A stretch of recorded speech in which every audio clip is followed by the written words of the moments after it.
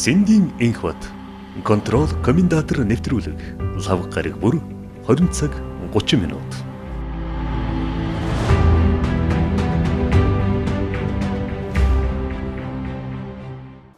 За сайн байцгаана эрхэм хүнд үзэгчтэй.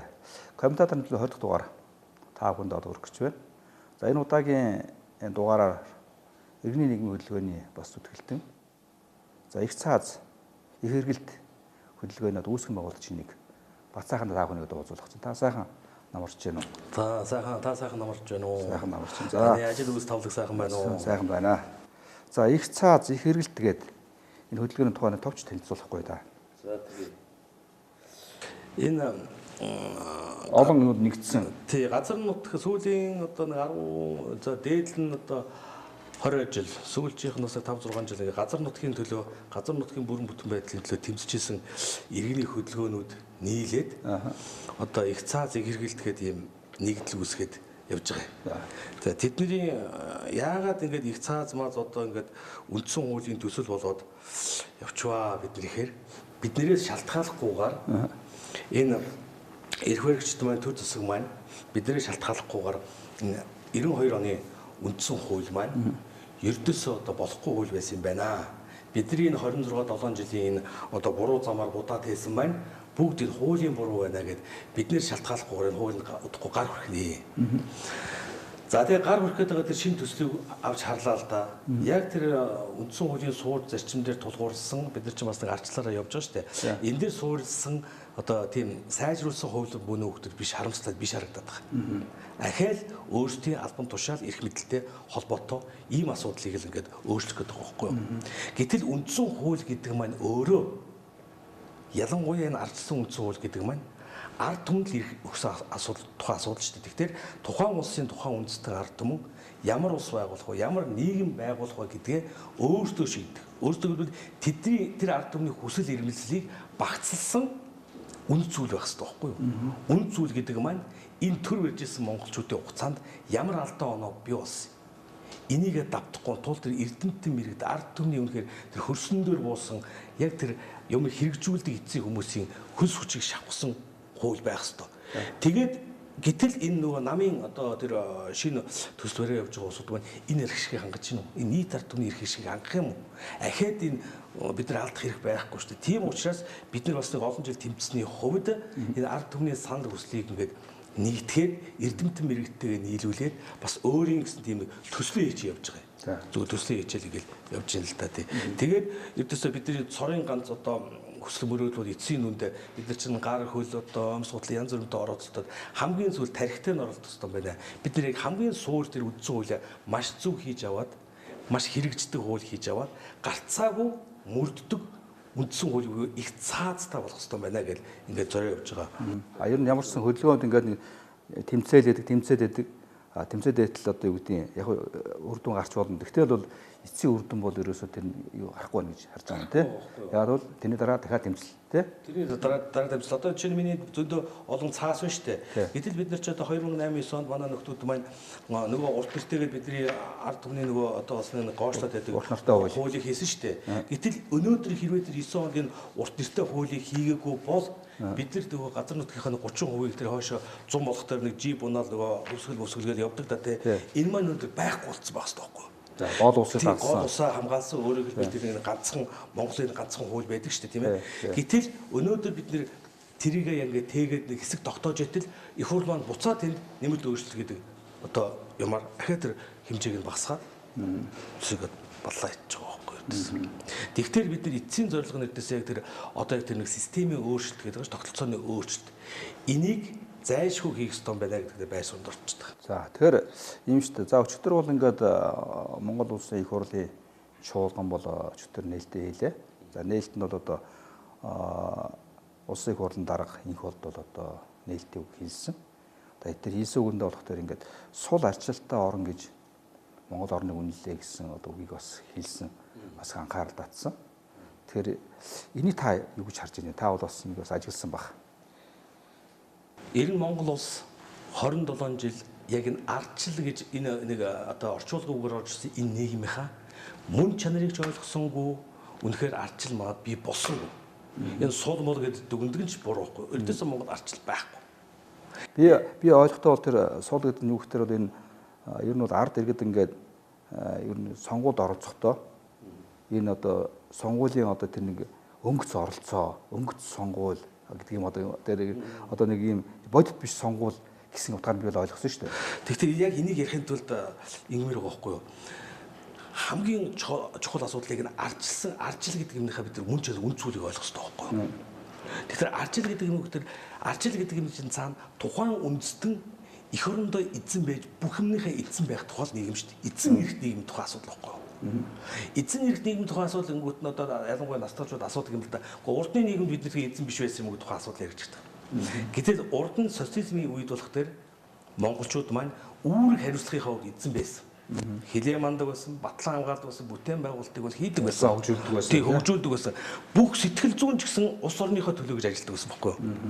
Харин ардчил гэдэг юм энэ дээр нэмэгдээд нэгэнд улс орныхоо тусгаар тогтнолыг та бүхэн тээдэг юм чинь эрхийн нөхсөн асуудал. Улс төрийн эрхийн нөхсөн. Яаж амьдрахаа өөрөө шийдгсэн эрхийн нөхсөн. Хяналтаа өөрөөсөө тогтоо гэдэг эрхийн нөхсөн. Мөн баялгаа тэгш хуваарлаж баян тансаг амьдрах гэдэг эрх үүргийн давхар өгсөн асуудал байхгүй юу? Энийг харин хэрэгжүүлэх үүрэг нь бид нар чинь нөгөө нөгөө нийгэм рүү орж байгаа учраас ард түмний талаар бас нэг ойлголт мэдэх байхгүй шүү дээ. Энийг мэдүүлэх, эрх үүргийг ойлгуулах, эрхийг эдлэх ажлыг энэ ард түмний төлөө ард түмнээс сонгогдсон ард түмний засаг үеийн их хурланд хийх ёстой байсан. Тэгэхээр энийг үндсэн үүрэг ажиллаа хийгээгүй учраас үндсэндээ сул гэсэн дүн тавиад байгаа. Энэ юугаар илэрх ёстой вэ гэхээр нөгөө үндсэн хуулинд одоо би бас тодорхой ярьж өгөх гэдэг нь л дээ.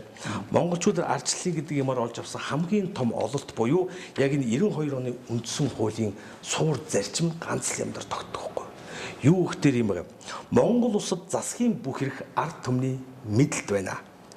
Монголын ард түмэн төрийн үүд хэрэгт шууд оролцож таслал мөн сонгож байгуулсан төрийн эрх барих төлөөлөгчдийн байгууллагаар уламжлан энэхүү эрхээ эдлэнэ.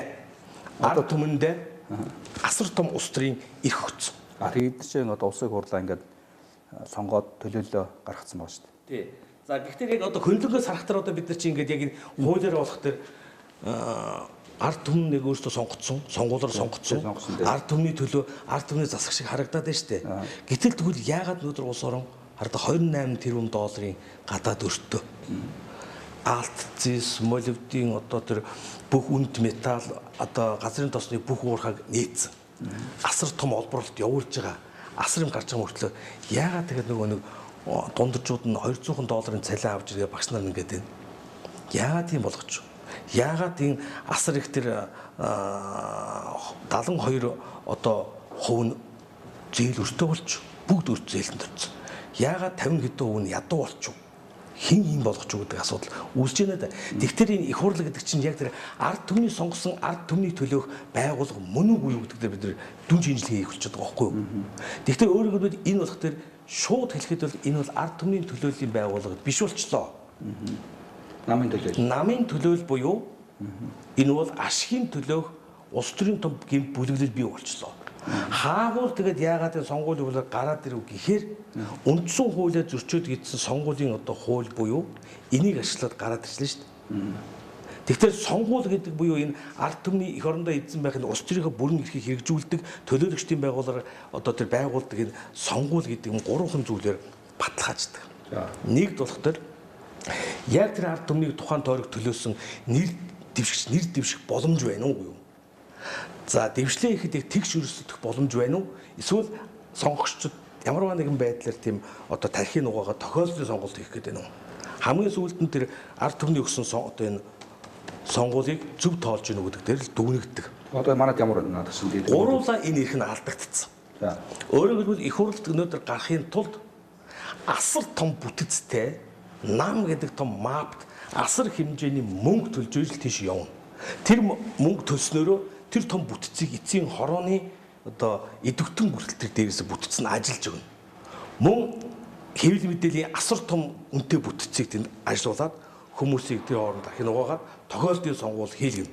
Бүр болохгүй бол янз бүрийн хар машин энэ авчирч хагаад сонгуулийн дээрэмчнэ. Тэгэхээр бид нар биш тийм үү?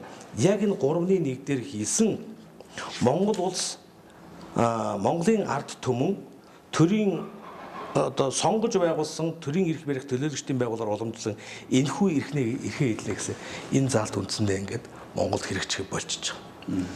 Тийм учраас өнөөдөр сул арчлалын тухай яригдаад байна шүү дээ. Энэ чинь сул гэж арчлал байхгүй байхгүй юу? Ийм болчиход.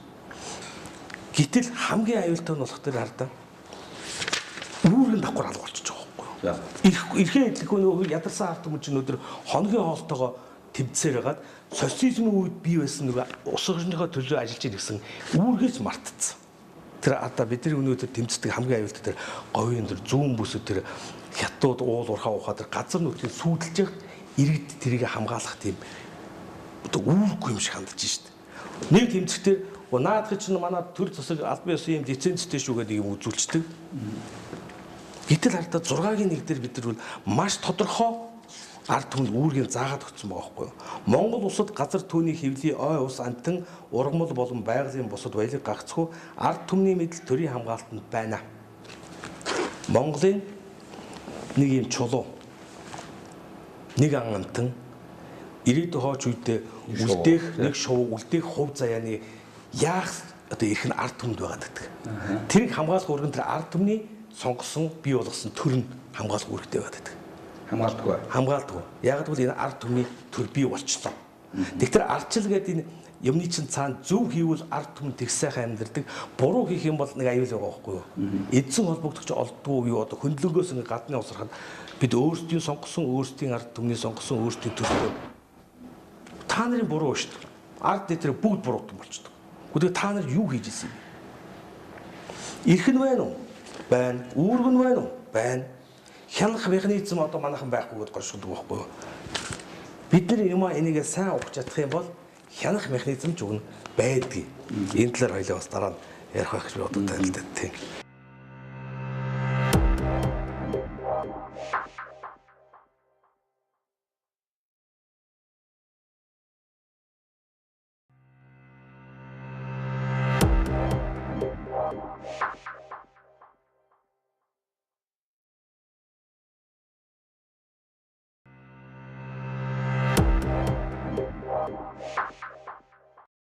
За тэгэхээр сонгуульд холбоотой асуудлаар тэгэхээр за ер нь бол ард ихэд бол нэр дэвших эрхээ бол намуудад булаалгацсан юм байна. Булаалгацсан. Тэгэхээр бол энэ бол одоо ихний асуудал юм байна тий. А дараад нь бол ер нь үгд ингээд тэгш өөрсдөх эрх боломж бол хаагдсан.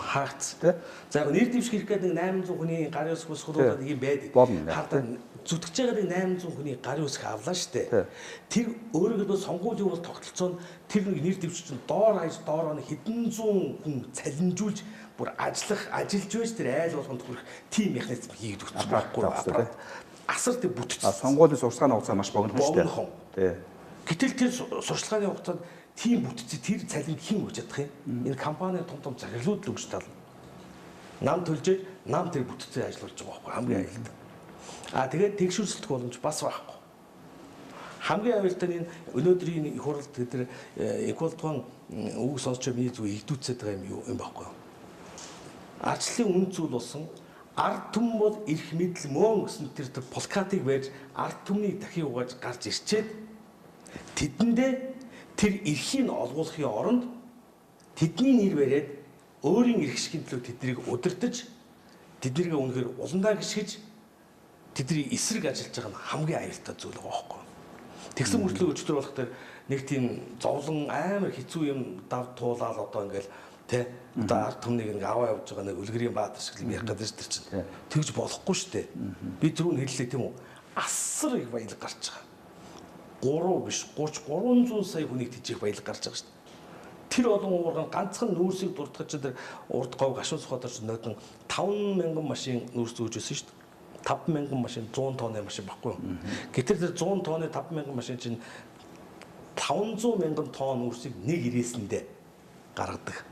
Тэгээ тэрийг $40-50 бодохоор хэдв 24-5 сая доллар. Монгол төгрөгөөр хэдв 62 тэрбум төгрөг гэл юм яригдэн ш нэг ирээсний тухай штэ. Тэгээ цаана алт байна. Газрын ховд элемент байна. Одоо юу байна? Одоо газрын тос байна. Төмрийн өдөр байна гэл ингээд явуул одоо тэгээд хаана тийм. Тэр нь манай Монголын ингээд баялагийг бол ер нь Монгол даяар одоо яаж штэ. Ашиглаж штэ. ашиглаж байна. Тэгээ энэ нь бол энэ тэндгүү одоо хилээр зөөж байна тий. Тэр нь одоо байгаль орчны бол асар сүйтгэж байна. Хамгийн гол нь тэгээд энэ баялагын эзэд нь өөртөө хоос үлдээд байгаа юм л тий. Бас гонигтай тий. Энийг бол өдрөөс эргэж харах зэрэг хэрэгтэй баг. Тэгэлгүй яах вэ? Тий. Энэ бол танаа хөдөлгөөний гол гэдэг ажил бас энэ шүү дээ тий. Тэгэлгүй яах вэ? Тэгтээ үнэхээр хүчрэхгүй болчиход байгаа шүү дээ. Бид буцаад өнөөдөр ноён уулын шүүх хурлыг та анзаарсан биз дээ. Хар толгойтой монголчууд хоорондоо шүтэлцэж байгаа шүү дээ. Нөгөө талын бидний нөгөө талын улс хурлахтар нөгөө шар толгойтгуудыг хамгаалаад ноён уулж ухна гэдэг бид нар ухуулахгүй гэл тэмцэж байгаа тийм эмгэлтэй л байна байхгүй юу? Одоо ингээд ер нь гэдэг манай баялагийг ингээд цөлмж байгаа энэ компаниудын ардталт дандаа манай Монголын том одоо тийм өндөр амын шат байсан хүмүүс нөлөө бүхий компаниуд байгаа шүү дээ. Тийм одоо нуулт хөл болсон зүйл шүү дээ. Тэр одоо ер нь бол ингээд гадны компани дамжуулаад хамтраад цөлмж байгаа тийм. За тэгэхээр өчтөр бас ингээд чуулган дээр бас энэхүү даргын хажуугаар бас Батулга ерөнхийдөө шүүх хийсэн. Батулгыг шүүх хийхдээ бол энэ бас олонний анхаарал татах үг хийсэн. Тэр нь юу гэхээр ингээд одоо энэ Монгол төрийг бол ингээд Монголын нийгэм ингээд Монгол гэртээ зөвөрлсөн. Одоо ингээд хаан өнн одоо ингээд хуурсан тий багамд суурсан тоон хазайсан одоо гэр одоо ингээд нурахж байгаа гэр байна. Энийг одоо нэг тийм өнөөдөр энийг бол нэг тийм торгоох өнгө засах асуудал байхгүй. Энэ бол одоо иж бүрнээр нь одоо суурьаар нь өөрчилж шинээр барих хэрэгтэй гэсэн зүйлийг бисэн таа сонссон баг тийм сонссон. Энэ дээр яг зарчим байр суурь адилхан байгаа байхгүй бид нар. Яг тийм тогтолцооны өөрчлөлт хийх хэрэгтэй. Тийм ээ? Тэгэх хэрэгтэй. А яг тэр хаан мөн суур маань юу болчих вэ гэхээр яг тэр улс орныг цааш нь авч явдаг тэр улс орныг цааш байх суур гэж байдаг шүү дээ. Энэ үн зүйлүүд гэхгүй юу? Монгол хүний тухай асуудал. Газар нутгийн тухай асуудал. Монголын төрийн тухай асуудал. Монгол хэл соёлын тухай асуудал, Монгол ахуйн тусаа асуудал бүгдийг нураад тулсан. Тэгэхээр бид суурьаар нь орхиж өөрчлөсөн зам байхгүй. Энэ дээр бол маш одоо юутай байгаа санал байгаа. За нэг зөрчлийн асуудал байгаа. Өчигдөр сонссон. Бүх зүйлийг ганцхан энэ 92 оны гойд руу чигсэн. Тогтолцооны тиймээс бид бол өвдөсөө ингэж хүндээ буруу байхгүй маань намдаа буюу энэ системийн хямралд орсон тухай ярьсан. Хүндээ буруу байхгүй маань намдаа буруу байхгүй маань хүнгүү бол энэ чинь амьд зүйл байхгүй юу? Энийг чи хүн хэрэгжүүлдэг. Тэгтээ мөнхөн хуультай байгаад дажгүй явж байгаа сайн хөгж оронж байдаг. Асар сайн хуультай мөртлөө муу явж байгаа оронж байдаг тийм үү? Тэгтээ энэ хүн үндэ аль алиндаа байна. Хүний өвчин зүй заавал нөлөөтэй тийм. Энэ дээр бол жоохон зөрчилтэй байна. А харин тэр тогтолцоо одоо өөрчлөх гэдэг дээр бол зайлшгүй санаа бол нэг байна. За харин яг яаж гингүүд нь үндсэн хуулийг өөрчилж гэж байгаа. За энэ дээр бол санаа бас байна. Ер нь бол ялээ шүү дээ. За ингээд дэлхийн 196 орноос бол ингээд Монтенегро, Гүрж, Болгар, Монгол гэдэг ийм дөрвөн улс ийм хагас парламент, хагас иргэншлийн тогтолцоотой. Үүнээсээ болоод энэ улс орон болоод хөгжихгүй байна тий. Одоо бол Гүрж бол одоо энийг өөрчлөсөн сошиал Гүржийн одоо улс орны хөгжлөнд дээшилсэн авилгын одоо индексээрээ бол тий. Одоо эдгээр урагшилж агсан амжилттай болсон. Дээр нь эдийн засгийн цэцгэлсэн бизнес нөхцсөн гэж байгаа шүү дээ. Хамгийн гол нь тэр одоо энэ шүүхт итгэл бол 5% байсан бол 75% болсон гэсэн энэ чухал үзүүлэлтүүдийг тэр хэллээ дээ. Тэгэхээр ер нь бол Батулга ерөнхийлж хийж байгаа юм бол энэ өнөөдрийн хагас парламенттай буюу хагас хүнд засаглалыг солиё гэсэн санаа тий. Тий санаа. Гэхдээ үндсэн хуулийн арга замаар тий үндсэн замаар тий. Үндсэн хуулийг өөрчилж яж гэж байна шүү дээ. Гэхдээ үндсэн хуулийг өөрчлөхдөө одоо энэ сууж байгаа нэг улс төрчд буюу улс төрчдтэйгээ бас хамжаад нийлээд үндсэн хуулийг өөрчлөх тухай ярьж байгаа. За энэ дээр бас нэг жоохон зарчим байрсан бид нар өөр байна. За яагаад вэ гэхээр 27 жил төр бариад энэ улсыг ийм болгоцсон нөгөө улсыг ийм болгоцсон улс төрийн гэмт бүлэглэлтэйгээ хамтраад юмыг сайжруулныг бол энэ бол худлаа шүү гэдгийг шууд хэлэх хэрэгтэй. Яагаад гэвэл эдгээр чинь хоорондоо мөнгө гэдэг юмар холбогдоод үр хүүхэд нь гаргаад цус нь өөртөөд ингээд одоо төрийн албыг баг ингээд одоо өв далуул дамжуулах төр хүртсэн ийм болтлоо одоо ужигэрсэн бүр эдээ бээр нь одоо эдсийн одоо хороонд хүртэл ингэсэн усууд бол тийм үү өөртөө гинт нэг өдөр ухаарад энэ улс орныг сайхан болоод тэрүүн шиг бодлоо юм бол байхгүй. Тэр Гүржч вэ, Киргизч вэ бидний мэдэх орнууд бол эхлээд эднэрээс салсан байхгүй юу? Эхлээд эднэрээс салаад хариуцлага тоочоод дараа нь системийнхээ өөрчлөлтийн тухай орсон. Тэгэхээр бидний байр суурь яг энэ дээр байгаа. Эхлээд энэ усудаас салах ёстой. Хариуцлага тооцох ёстой. Мөн дараагийн үндсэн хуулийг эрх ашигын зөрчилгүй тэр тусмаа бид нар хатуу хэлж байгаа намгүйгээр Монголын жинхэнэ тэр лидерүүд ард түмний дундаас гарч ирээд жинхэнэ ард түмэнд хэрэгтэй ард түмний эрх ашигыг хангасан шинэ үндсэн хуулийг хийх ёстой. Ингэж чадах юм бол жинхэнэ бидний бүрэн эргэлт болно. Энэ дээр ерөнхийлөгчийн оролцоо байгаа юу байгаа. Яагаад өгтөр өнөөдөр бид нэг юм гарын ус цуглуулаа явж штэ тий. Яагаад өгтөр бид нар энэс энэ байгаа энэ улс төрийн том гэмт үйлчлэлээс салахын тулд бид нар ганцхан боломж харагдаад байгаа. Тэрний өгтөр мөн нөгөө 3 дугаар зүйлийн нэг штэ тийм ээ. Ард түмэн нөгөө бүрэн эрхийн тухай асуудал өгсөн асуудал дээр огт ашиглаагүй нэг зүйл байдаг байхгүй юу? Юу өгтөр ард түмний мэдлэг Монголын ард түмэн төрийн үйл хэрэгт шууд оролцож гэж байгаа. Таслаад мөн сонгож байгуулсан төрийн эрх барих төлөөлөгчдийн байгууллагаар уламжлалын энэхүү хэрэгтэй дээ. 2 дахь удахыг бид нэг 7 удаа хэрэгжлээ шүү дээ. Нөгөө төлөөлөгчдийн байгууллага бид нар 7 удаа. Шууд удахыг бол бид нар хизээч хэрэгжилж үзээгүй байхгүй юу? За одоо бол өдөр нөгөө төлөөлөгчдийн байгууллагад нь улсын хурал, иргэдийн төлөөлөгчдийн хурал тий. Энэ дээр нэмээд иргэн бүрийн үүргийг хариуцлага бас энэ дээр хийгдсэн байхгүй юу? Монгол улсын иргэн дараах үндсэн эрх хэрэгжүүлэх баталгаатай эдлэнгээд эсд нь шууд буюу төлөөлөгчдийн байгууллагаар уламжлалын төрийг удирдах оролцох хэрэгтэй. Энэ эрхээ иргэн бүр баталгаатай эднэ гэж. За энэ ихтэй энэ юу гэж шууд оролцоо гэдэг ихтэй бид юу гэж ойлгоод байгаа. Яг шууд оролцоо тэрний хэлнэгээр энэ дээр байхгүй. За тэгэхээр бид нэр ингээд эднээс салахын тулд ингээд арга юу хайгаад явж ийн л да. Гэтэл бид нартай хамт яг энэ арчлал гэдэг юм руу орсон хид хідэн орны үндсэн хууль ингээд байж байна. Энэ дээр үзэхдээ шууд оролцоо гэдэг үг маш тодорхой заагдагдсан байгаа байхгүй юу? Жишээ нь Оросын холбооны улс болох дээр яг 3 дугаар зүйл дээр хүний эрх зүйн засгийн бүх ард түмний мэдлэлд байна. Тийм ээ бүх ард түмний мэдлэлд байна. Мөн төлөөлөгчдийн байгууллагаар болон шууд оролцсноо гэж ийгээд өгсөн байна. Тэнгүүтээ яаж төлөөлөгчдийн байгууллагаар оролцсноо гэхээр Оросууд маш тодорхой хэлээд өгсөн байгаа байхгүй юу? Ард түмний төрийн дээд эрх мэдэл төрөө барих шууд оролцоо гэдэг нь ард нийтийн санал асуулга чөлөө цоогоор юм аа шууд хэлчихсэн. Тэр шил хаанаас явуулах вэ? Санал асуулга. Энийг ард түмнийг төлөөлдөг байгууллага явуулах хэрэгтэй л дээ. За энэ дээр ингэсэн байна. Гэтэл юун дээр Киргизүүд болох төр маш тодорхойгоор хэлээд өгсөн байгаа. Мөн 2 дугаар зүйл дээр Киргизийн ард түмний төрийн эрх мэдлээ санал асуулга болон сонгуулиар шууд мөн жинхэнэ үндсэн хуулийн аргаар байгуулагдсан төрийн ба орон нутгийн өөрөө удирдах байгууллагаар дамжуулан хэрэгжүүлээ гэж орчоод шууд гэдгээ бас тодорхой гараад ирсэн байхгүй. Энэ дэр улс оронтой холбоотой хууль болон бусад чухал асуудлыг бүх ард түмний санал асуулгаар шийдвэрлүүлж болно. Өөрөөр хэлбэл улс оронтой холбоотой чухал асуудлууд өдөр тулгарч байна Монгол тулгарч шүү дээ. Оюу толгой нөгөө 5 толгой. Энийг тэр шууд арчлуу бүх нийтийн санал асуулгаар асуух хэрэгтэй байгаа байхгүй. Гэтэл өнөөдөр манайх энийг аваачаад нуугаад тэр хойшоо 20 хэдгээр зүйл рүү тэр бүх ард түмний тэр энэ шууд оролцоог нэг их хурл заавал зохион байгуулах гэж оруулаад бүр 60 хэдгээр зүйлд болох тэр 3-2-оос дээш хүсвэл болно гэсэн юм оролцсон байна. Тэгэхээр бид энийг ашиглах ёстой.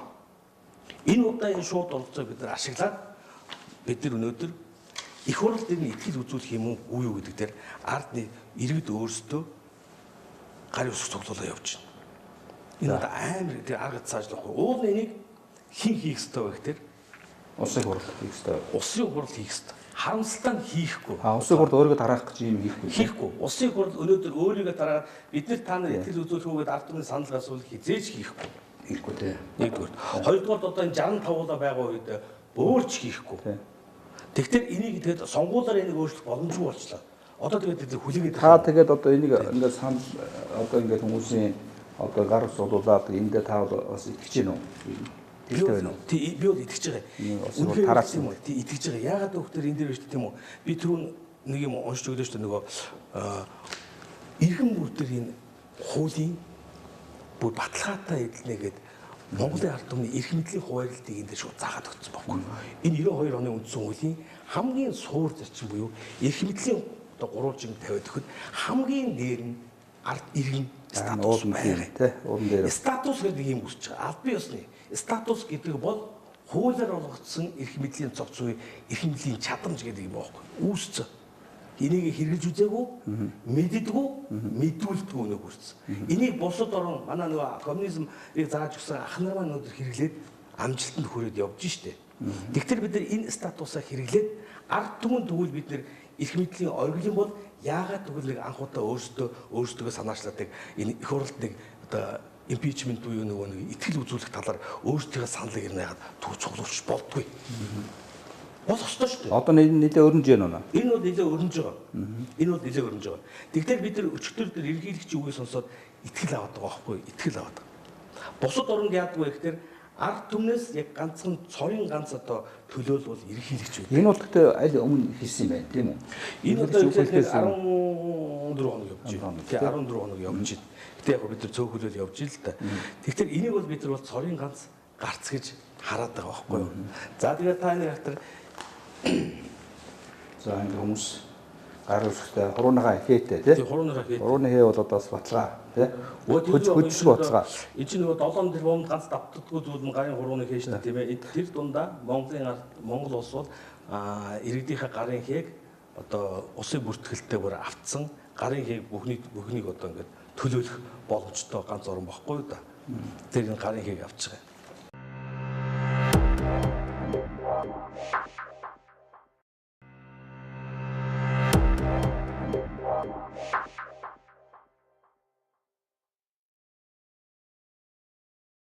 Нэг бас манай Монгол улсын өндөр албан тушаалтан за эцэс намын дараа 2 удаа ажиллаж байсан, ерөнхийдөө 2 удаа ажиллаж байсан. За ерөнхийлөгчөөр 2 удаа сонгогдсон. За илүүдээр ерөнхийлөгч маань та санаж гэнэ үү? Бас ард түмнээс асуудал ирэх болно гэж гарч ирсэн шүү дээ.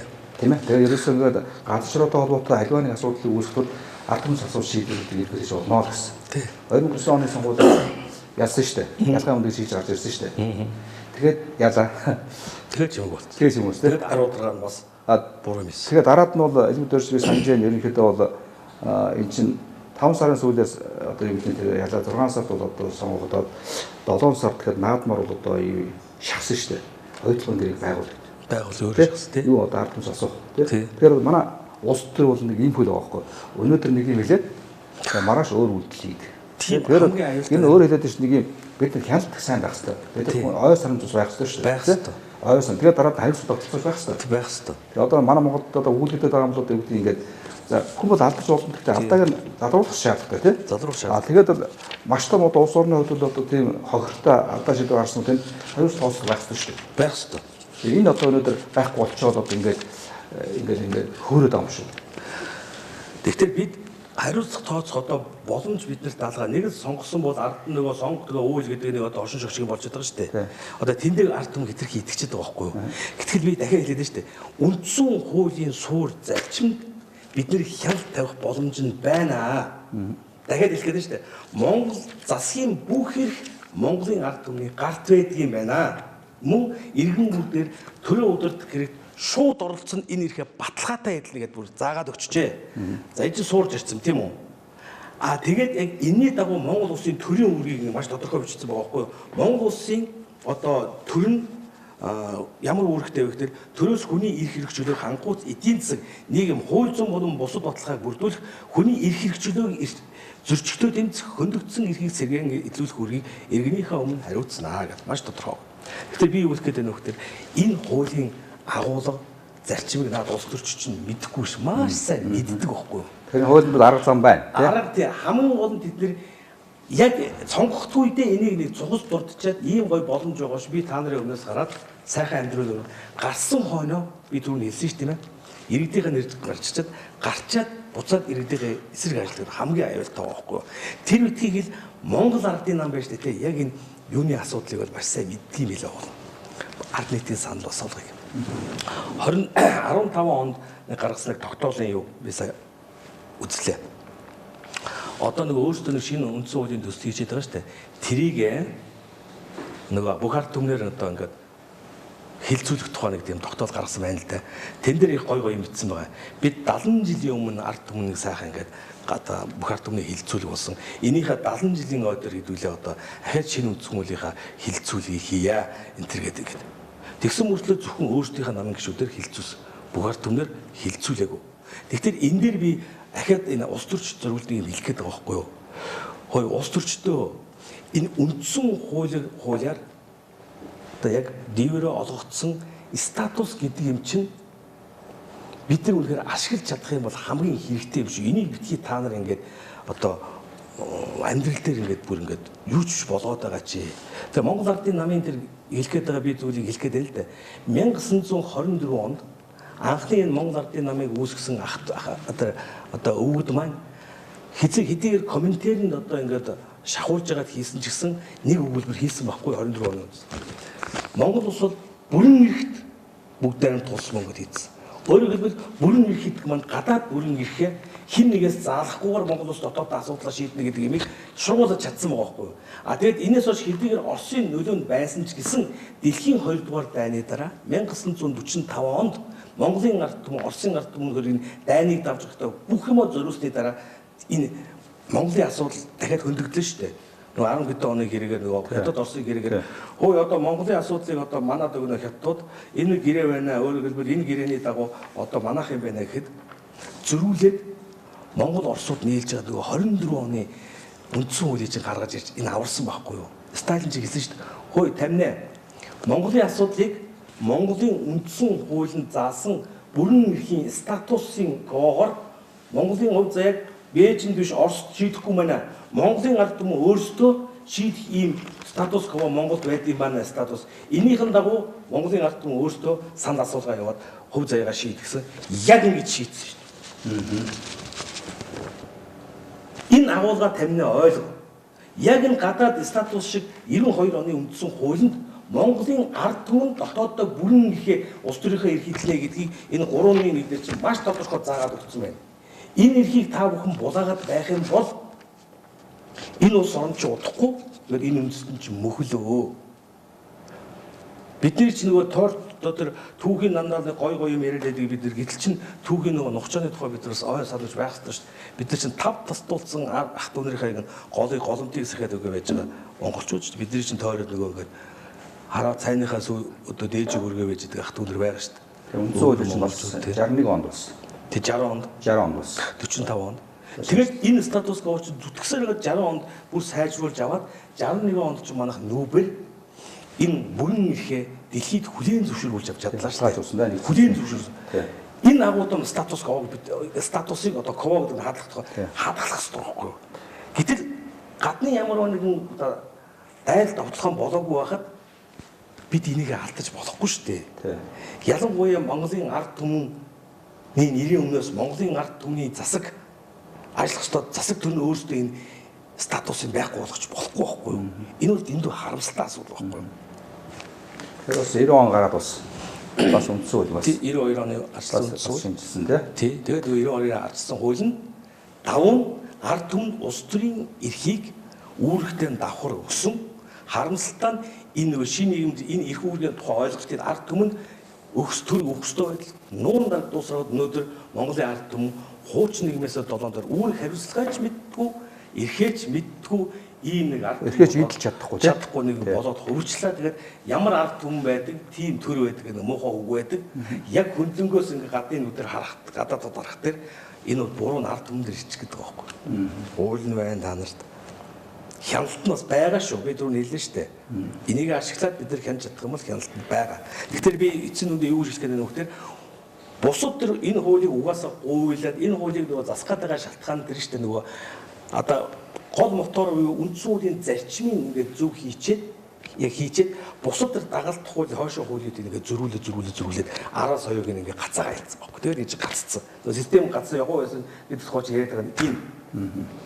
Тэгэхээр энэ суур зарчмаа бариад бидний сонгож болсон юм чинь татан болгоё гэдэг санаа. Энэ одоо ямар хугацаанд үргэлжлэх вэ? Энэ улсын ураг хараа гэсэн За энэ болохоор энийг болох төр бид нэг гэдэг энэ 2016 оны сонгуулиар бүрдсэн их хурл маань 76 сургуулаа нийлээд нийт 642 мянган хүний санал явсан юм байлээ. Энэ нь болох төр Монголын нийт тухайн үеийн нийт сонгогчдын 42%, 16 онд сонгуульд оролцсон хүмүүсийн 42% байгаа байхгүй 50 хүрэхгүй байгаа байхгүй. Тэгэхээр 76-тай хуваах дээр эн чинь нэг хүний 8 мянган хүний саналаар авсан байхгүй нэг шүү. Энэ Монголын ард түмний нийт ард түмний төлөөлөл болох уу? Болж чадахгүй. Нөгөө ганц өндөр санал авсан нөгөө жавхлан шүү дээ. Жавхлан гэдэг 20 гэдэг мөнгө санал болгосон доошоо шийдээд тэр шүү дээ. Тэгэхээр ийм их хуралдаа бид нар бол цаашаа явж болохгүй. Хизээ зогсох хүүхдэр саний бид нэг тоо хэллээ шүү дээ. Тэд нар 642 мянган хүний санал авчаад Монголын нийт ард түмэн гэж тэрийг сонгогчдын одоо дийлэнх болгоны санал авчлаа гэдэг одоо бүрдэж болж байгаа юм чинь бид нар яг тэр тоог нь давуулчих. Тэр тоог 700 мянга тэр тоог нь давуулчаад энийг тэр 1.8 хүний салаар гасан их хурал биш. Өнөөдөр ямар ч байсан ганцаараа бас нэг тэр дайны санал авсан нэг хүн байгаа шүү дээ. Ерөнхийлөгч гэдэг хүн байгаа байхгүй юу? Бүх ард түмэнтэй ганцаараа тулаад уулзсан. Ингэсэн. Тэр хүнд нь барья. Тэр хүн бол Монголын ард түмний эв нэгдлийг илэрхийлж юм уу? Түүнээс биш намуудын эв нэгдлийг илэрхийлж биш. Харин намуудын буюу нийт ард түмний эв нэгдлийг эвдэж байгаа ганц хүчин зүйл бол намууд байна. Тэгэхээр бид үнэхээр Монголын ард түмний эв нэгдлийг илэрхийлж байгаа бол тэр намуудын тэр эрх ашгийг хойш нь тавиад Монголын ард түмний эрх ашгийг нэг тавиад энэ хамжаад ард түмэнтэйгээ зөвхөн бид нэг талд гарах юм бол харин энэ тогтолцоогийн өөрчлөлт бид хийж чадна.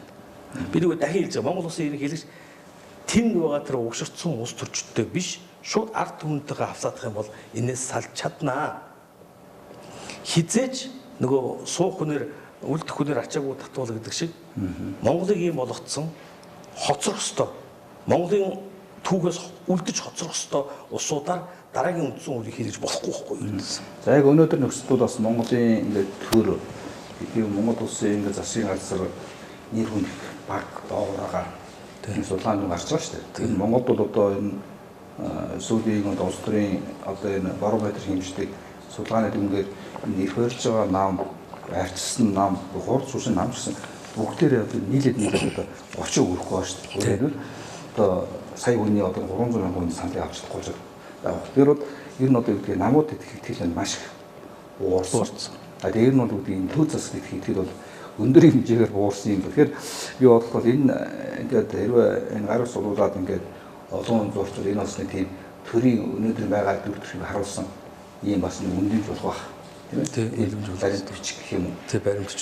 Энэ өөрөө олон улсад статус кво гэдэг статус гэдэг би түрүүний ярьлаа шүү дээ. Статус кво гэдэг та одоо тодруулах гэдэг. Статус гэдэг маань хуулиар олгогдсон тухайн субъект буюу хүний одоо эрх зүйн чадамж байхгүй юу? Эрхийн чадамж. А кво гэдэг тэрийг хадгалах тухай яриад байгаа. Гэтэл бид нар олон улсад бидний барих хууль бол энэ дэлхийд барих хууль юм байхгүй юу? Дэлхийд барих хууль. Монгол улс ардсан үнд зүйлтэй хууль орон. Энэ ардсан үнд зүйлийн хамгийн том одоо үнэт зүйл юу суур зарчимд бол ард түмэнд их өгсөн улс төрийн эрх өгсөн явдал юм а. Урд нэг бас ганцхан өөр. Энэ эрхээ эдэлж байгаа явдал нь инээ өөрчлөх гээд. Өнөөдөр бүх судалгаагаар дэлхийн улс төр. Тэгэхээр бид нар энэний хэдэн улсуудаас салчмаар байна. Тэгээд зөв хүмүүсээ гаргахын тулд бид нар дараагийн энэ алдаа оноотоо бид түрүүнээсэнтэй хүндэж байгаа хуулиндэж байгаа аль алинтай тооцоо хийчмээр байна. Ерөнхийлөгчлөхөд ганцхан үндсэн хуультай тооцоо хийх тухай яриад байгаа байхгүй. Энэ болохоор хэлээд энтэйгээ тооцоо хийгээд сайхан засч игээд. Хүнтэйгээс тооцоо хийх хэрэгтэй, энтэйгээс тооцоо хийх хэрэгтэй. Ер нь бол энэ одоо байгаа энэ одоо улсын хурал, за өмнө байсан улсын хурал гэдэг ялгаагүй эдгээр одоо ингээд бүх юмыг одоо ингээд хуулийн дагуу хийх байхгүй. Бүх юм хуулийн дагуу хийхээр дараа хариуцлага үүсдэг байхгүй тий. Тэгэхээр хуулийг бол одоо өөрсдөө тохируулж тий өөрсдөө зориулж хуулийг хийгээд асуудал байна шүү дээ. Тий. Одоо юу гэдэг ингээд сонгуулийн хууль гэхээр бол одоо түрүү таа удаа дурдсан ер нь бол ингээд зөвхөн эрх баригч зориулсан хууль гаргацсан. Тэгээд одоо сонгуулийн хуулийг одоо өөрчлөгдөж байгаа шүү дээ. Сэлсэж байгаа. Тэгээд сонгуулийн хууль чинь 3 юм байгаа шүү дээ. Нэгдүгээр нэг хуулийн дотор ингээд багтаацсан байхгүй юу? Улсын хурлын сонгуулийг, тэгээд ерөнхийлөгчийн сонгуулийг, тэгээд орон нутгийн сонгуулийг багтаацсан. Тэгээд одоо би сүүлд авсан мэдээлэлээр бол энэ тэр сонгуулийн хууль нь бол нэг тийм сайжирсан, дээшсэн одоо тийм зүйл тусгуй шаарч байгаа байхгүй юу? Яагаад нэг тэр бол сонгуулийн хуулийг 3 болгох гэж байгаа юм байна. Улсын хурлын хуулийг тусна гаргаад эргэлзсэн сонгуулийн хуулийг тусна гаргаад эрдийн хурлын орон нутгийн сонгуулийн хуулийг тусна гаргаж ирсэн. Ийм юм болгоод одоо тэгэл тус тусад нь хавслах. Энийг л одоо тэр сонгуулийн хуулийг шинжлэх гэж яриад ашиг салгаж. Тэгээд одоо юу гэдэг эн чинь орон нутгийн одоо юу шүү дээ иргэдийн төлөөлөгчийн хурал гэж байгаа шүү дээ. Энийг одоо нэг жишээл одоо Монголын үндэсний арчсан намын зөвтгөл байр гэдэг байхгүй. Тэд нар бас ингээд бас үүдний санал өгсөн байли. Энэ бол ингээд орон нутгийн сонгуулийг энэ иргэдийн сонгуул болгооч гэдэг. Одоо тэр хуулинд нь яаж зааж ирэхээр иргэдийн сонгуул гэдгийг нь яаж оруулж ирэх гэхээр тухайн орон нутгад байгаа улс төрийн намын төлөөлөл нэр дэвшнэ гэдэг дахиад нам оруулаад байж байгаа. Тэгэхээр та хэлсэн шүү дээ. Нам бол одоо Монголын болоод хагалан боторч байгаа. Тэ? Улс орны эвлэг гэдлийг эвдэж байгаа. Тэ? Тэгэхээр энэ хууль бол одоо ерөөсөө ингэ юу гэдэг өмнөх барьцаа уулан баталгаажуулсан. Тэ? Энэ ард иргэдэд одоо боломжийг шахсан. За ийм л хуулиас дахиад гарах гэдэг байгаа байхгүй. Тэгэхээр би дахиад хэлэхэд байна л да. Энэ өгсөн хуульдсан энэ улс төрийн бүлэглэл бол хизээж өөрсдийн хүслээр байраа тавьж өгдөг юм аа. Эдгээр чинь цаанаа давхар барьцтай бүр гадны тий энэ Монголын энэ агуу баялагч нь дэлхийд одоо хүний одоо шуналтуудын одоо бүр нүдийг одоо бүр улаалгаж штэ хамгийн айлтай. Энэ Монголын эцсийн нүндээ хуу хамгасан дэлхийн шуналтнууд гадны хөрөнгө оруулалт гэдэг тэр нэрээр орж ирээд хөрөнгө 10 100 дахин өсгөх гарч байгаа асуудал. Энд нь үйлчлж байгаа манай энэ улс төрчд болчиход байна штэ. Тэгэхээр эдгээр энэ эрх ашигаа Монголын баярлаг дуусаагүй вахт энэ эрх ашигаа үргэлжлүүлэхийн тулд улмал нөгөө нэг тийм араа шүттэй ингээд оцолтол тэрч үлдэхийн тухай ярьж байгаа байхгүй. Ахаад тэрч үлдэхийн тухай яриад тэр сонгуулийн хууль мөлдөө өөрчилж. Гэтэл тэр сонгуулийн өөрчлөлт байгаа бол мөн л нөгөө энэ үндсэн хуулийнхаа суур зарчмыг зөрчил явуулж байгаа байхгүй. Тэгэхээр бид бол ахаад тэр нэг одоо хөл гартаар оцолтох шаардлага байхгүй. Бидний хувьд бол зайлшгүй нэрвэ орж үндсэн суурьс барих ёстой гэдэг тэр хатуу байрсан. Тэгэхээр одоо бол өөрөө бол хэлж штэ энэ бол хүлээхгүй тийм хүлээхгүй одоо улсын хурлыг хүлээхгүй. Тэгээ би өнөөдөр бас хурд сууж исэн чинь гэдгийг хурлаа сонирхол сонсох юм да. Хүлээн гэдэг нь уднаа л гэсэн үг тийм гэж одоо бурхан хэлсэн гэж байна. Тэгэхээр одоо уд хүсдэггүй тийм уд хүсдаа. Гэхдээ бол энэ бол одоо юу гэдгийг энэ бол одоо үндсэн хуулийн арга замаар явах болохоос чинь январаар нэг өмнө самун бол биш ойлгож байгаа тийм биш. Харин тэр өмнө самун гэдэг энэ эргэжт өөрсдөө их ярьдаг л дээ. Тэр чинь хоёр талтай. Нэгд бол хулгай хийсэн үг айж ярьдаг байхгүй юу? Хамгийн аймгаа хийсэн хүн чинь хулгай хийсэн үг байд. Нэг талаасаа айгаад гэж хэлдэг. Нөгөө талаасаа болох тэр яг тэр өмнө самун гарах шалтгааны тэр энэ эрх хэрэгч чинь өөрсдөө хийгээд байгаа байхгүй юу? Өөрсдөө үндсэн хуулиа зөрчөөд өөрсдөө ард түмний эрх хэрэгчлөөг идэвхжүүлэхгүй өөрсдөө судлаа сонгочоод ар ударгаар нь ингээд тэр чинь хүн бухимдахгүй яах юм бэ? Өнөөдөр хэдүүл одоож байгаа ойлож байгаа амьдралтай мэй. Бид нэр ингээд иргэний хөдөлгөөн ялангуяа нэг уул ус газар нутагт тэмцэж олон газар явах тэр одоо ах нар ирж байна. Монгол ирчүүд ирж шít. Би социализм үед тийм зэргийн байгууллагад ингээд ажиллаж байлаа. Би сайхан ажиллаж байлаа. Одоо манайхын гэр хороолт байдаг. Энд байдаг. Би тэтгэвэр авдаг. Миний ач, миний охин, миний нүдэн дээр бие үнэлээд байна. Бидний тэр нөгөө мөнгөний зөрчилтэй байсан тэр хятад залуучуудын доогоор голгож орчод. Миний хүү Солонгост очоод боолын хөдөлмөрийг хэдэн жил ажиллаад ирсэн чинь элэг бөөргөө болчлоо. Тий, би муудаад ирж тий. Би яах вэ гэдэг. Уйлж штэ. Тэгээ тэдний би одоо яавалч яа. Хин хариуцахын дараа. Тэгтэр өөрөөр яг бодиттой юмн дээр бид нар тэнд ингээд ядарсан ард түмэнтэй уулзж байгаа учраас энийг нэг харин нэг тийм нэг цус löжгүүгээр одоо боломж байна уу гэд бид нар энийг судлаад энэ гарцаа олоод явж байгаа. Энэ бол бидний олсон бүр гарц шүү. Энэ бол хараач би олон улсын үндсэн хууль судлаа. Адилхан хуулийн дагуу тий? Хуулийн дагуу ард иргэд өөрхий эдлэхийн төлөө байна. Харин энэ дээр нь яг үндсэн зарчмыг хэрэгжүүлэхтэй холбоотой ганц нэг чаг араа соёо хоогоор хийцэн байгаа. Зөвхөн одоо тэр нэг санал асуулгыг их хурлаач гэдэг юм уу. Энийг бол бид нар тооцоод байх бол цаашаа явж чадахгүй. Бид бол үндсэн эрх чөлөөгөө бариад уршаад тэмцэх. За би нэг зүгээр асуу. За хэрвээ ингээд юу гэдэг одоо ингээ их засаг их цаас их хэрэгэлт одоо хөдөлгөөнийхэн амжилтанд хүрчээ. Гэдэг одоо за эрх намарч юм тий одоо бодит эрх хаварч юм хүрчээ гэж ойлгоё тий. Тэгэхээр юу болох вэ?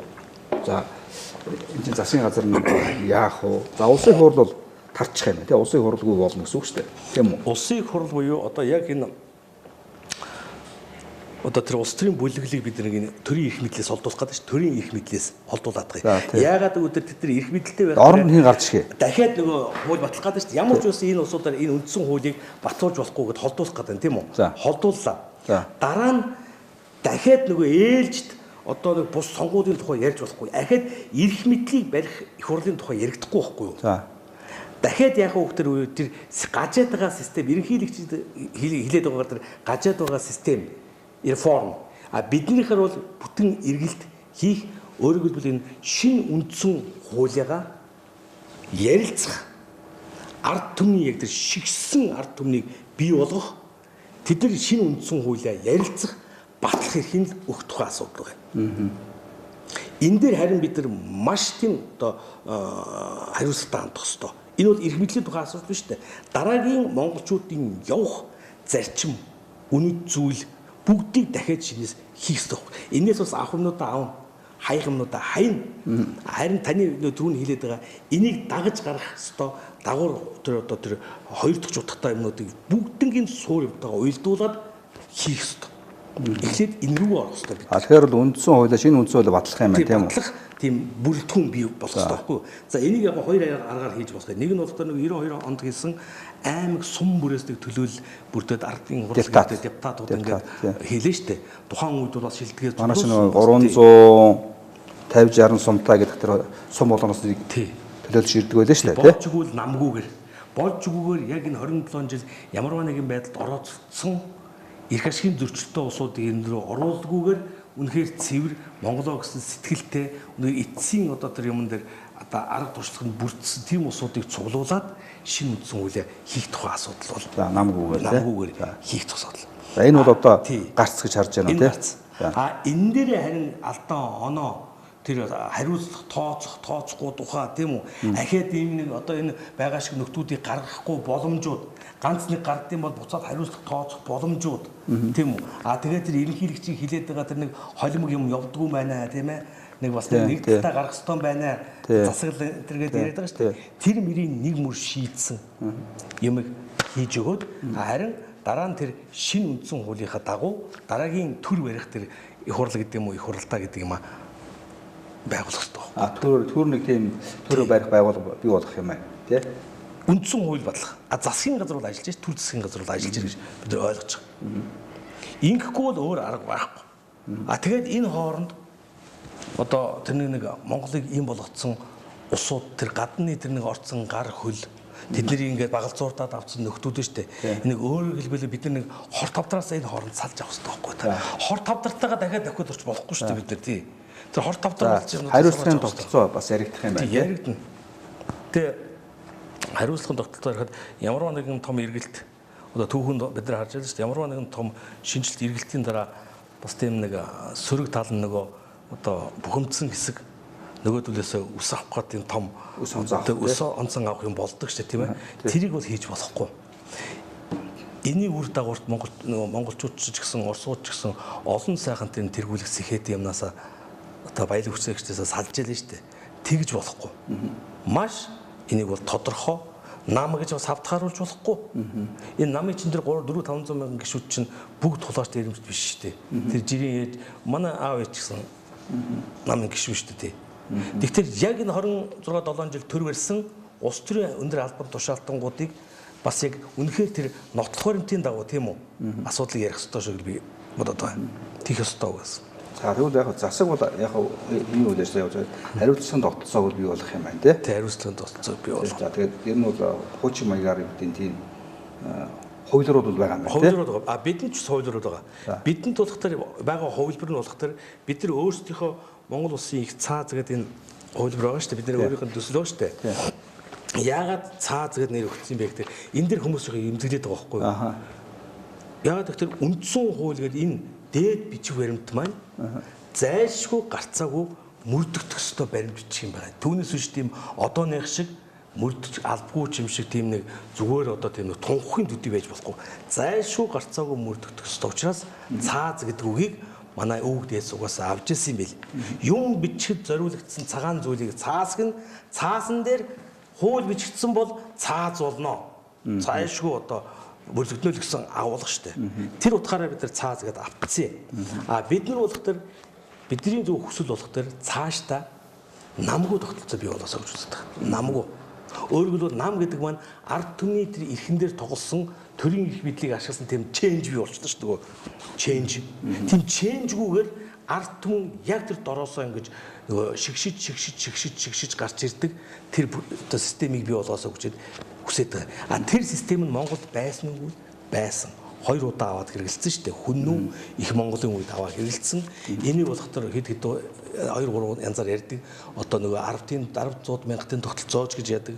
Өрхийн тогтолцооч гэж ярьдаг байхгүй юу? Энийгээ бид нар бол авах тийм одоо сонирхолтой энэ дээр бол тусгацсан байгаа. Яагаад сонирхолтой гэж нөхдөр нь төсөл явж байгаа шүү дээ. Бид нар төсөл учраас энэ дээр хийцэн байгаа. Тэгэхээр шинэ одоо үндсэн хууль батлах одоо бүрэлдэхүүн маань хүртэл яг энэ үе яг хүнийхээ тоон дээр суурлаад 10,000 хүнээс нэгт гэдэг юм уу ингээд шигшээд бас ингээд гаргаж ирээд батлуул бас болох ойлбор бас харагдаад байгаа бидний хувьд. За ямарсан ер нь бол ингээд улс төрийн шинэ тогтолцоо тий улс төрийн шинэ эргэлтийг хийх энэ замд явж байгаа маань тий замаа эхлүүлсэн юм байна. Эхлүүлсэн явж байна. Өөр биднэрт одоо гарц байхгүй бид хүлээж болохгүй бид энэ агуу одоо энэ автгаа дээр чинь одоо 3 эзэн төрөн байгуулагдчихлаа шүү дээ тийм үү. Гэтэл энэ 3 эзэн төрний энэ өвгдөөц тэгээд дээрээс нь 5 тастуулцсан ах トゥ нарын голомтыг сахиж байгаа бид нар ийм арчаагүй байх бид нар эрт юм ирэх байхгүй шүү дээ. Бид бол босох ёстой. Хоорондоо эзэн болох ёстой. Эзэн эрхт нийгмээ байгуулах ёстой. Монгол хүний үнцнийг бол дээшлүүлэх ёстой. Монголчууд баян амьдрах ёстой. Энэ агуу баялаг дээр монголчууд газар нутагтаа эзэн байх ёстой.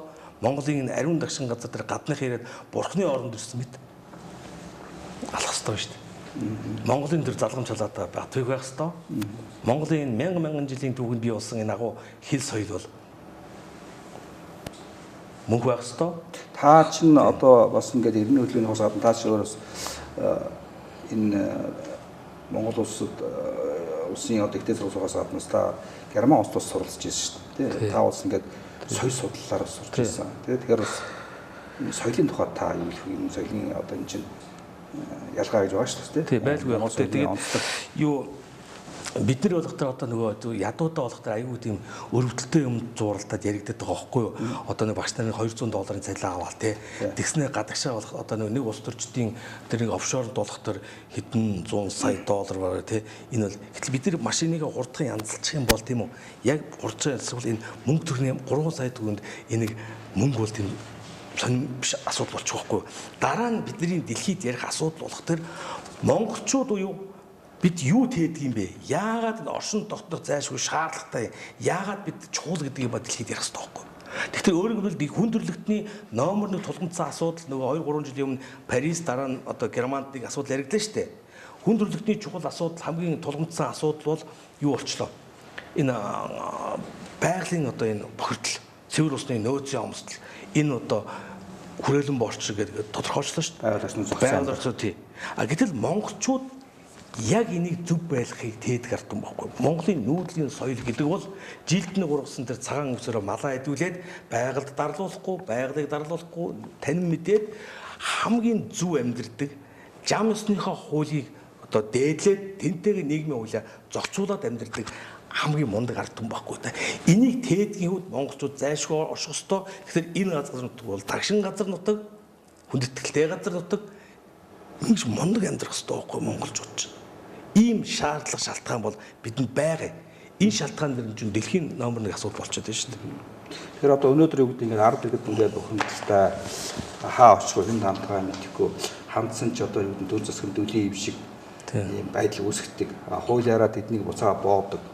Одоо шилбэр санжаа ингээд сонгуулийн хуулиар гэхэд ингээд ард хэрэгч ингээд санд татгалзаад шүү жилээс уурал яа. Тий, итгэл юм шүү дээ. Одоо ингээд санд өгөхгүйгээр одоо энэ сонгуулийн эсэргүүцсийгээд нь шүү дээ. Ингээ явах дээр нь өөдөөс наа чи тэгжээвэл чамд хариу барья гэд сонгуулийн хуулиа өөрчлөөд энэ удаа 50 дээр нэг хүн нэг санд өрөөгөө дараагийн удаа ирсэн хүмүүсийнх нь 50 дээр нэг хүн нэгээр нь санд гэдэг өөрөөр 20 хүн ирэхэд 11-ээр нь тоосон гэж чинь ийм байдалтай юм хийгээд байгаа. Тэгэхээр энд одоо ард иргэд их тийм тааламжтай хандах. Тэгэхээр хэн нэгэн хүн хэн нэгэн одоо юу гэдэг одоо иргэн одоо Монгол хэлээр цолох зөрөгтэй хүмүүс байж таарна шүү дээ тийм.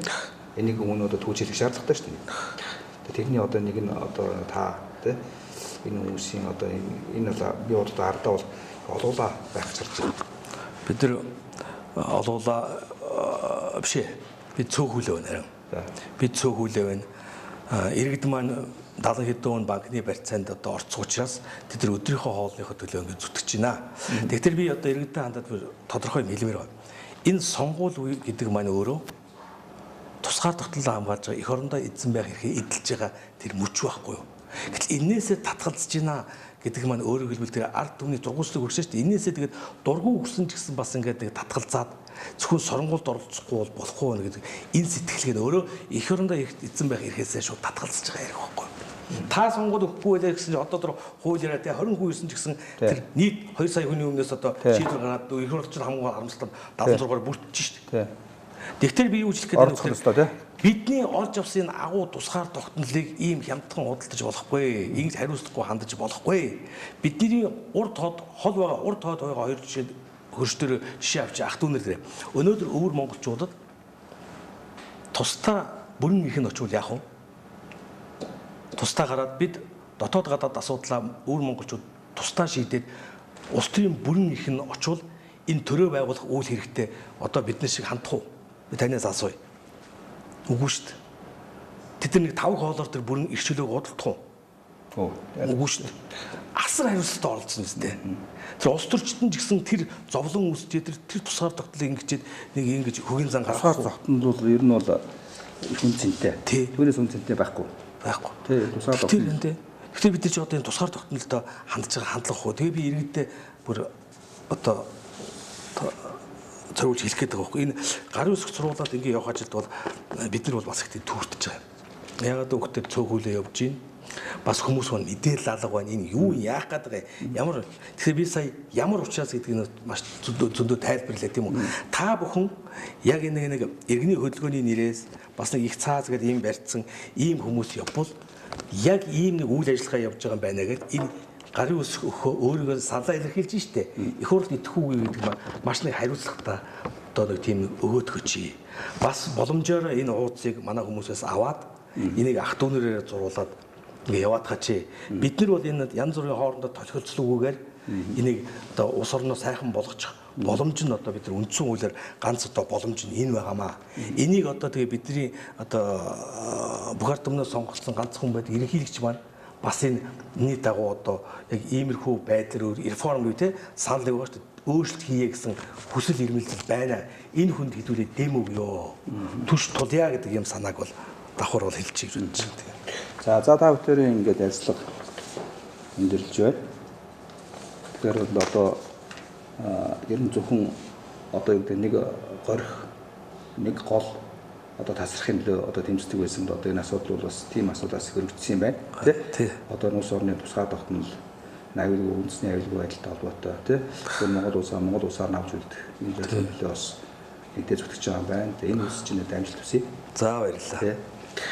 За баярлалаа. За таны одоо Монгол улс тэгээд мөнхөд оршиг тий мөнхөд оршиг болтгоо. Тэгээд та бас энэ нэвтрүүлэгтээ урьж орсонд одоо танд бас их талархаж чинь цаг үед бол бас хэрэгтэй байдаг шүү дээ бид нар чинь тий. За тэгээд Монгол улс маань мандан бадрах болтгоо. Монгол хүмүүсийн заяа өөдөө болтгоо. Тий. Бас хувь заяа гээц хартун биш тий. Энэ бол босоо заяатай хартун. Босоо заяатай хартун. Гэхдээ Шонгон хэлсэн үг шүү дээ. Өвч дархан нутагтаа эзний ёсоор байх юм уу? Өвдөг бохирон сүлдэж боолын ёсоор суух юм уу? Болтоолны заяаг бурхан даатахад орхих юм уу? Бүгд дэвлэн нэгдэж бурангу нэг юм халах уу гэдэг гарцаагүй тулсан асуултыг 20 дугаар зуунд тавьсан юм. Тийм ээ? Гал усны аюуланд ард түмэн орж юмаа тэгээд. Ард түмэн яасан гэхээр ган бат цахалган доор ганц хүн шиг нэгдэж газар нутгийг хамгаалж энэ асуултанд хариулсан маа гэж. Одоо бидний хариулах та бидний хариулах цаг ирнэ. Түүх цаг хугацаатайгаа нэр устгаа бичигдэж байгаа өнөөдөр. Одоо нэг бичигдэж байгаа ш тийм ээ. За амжилттай. За.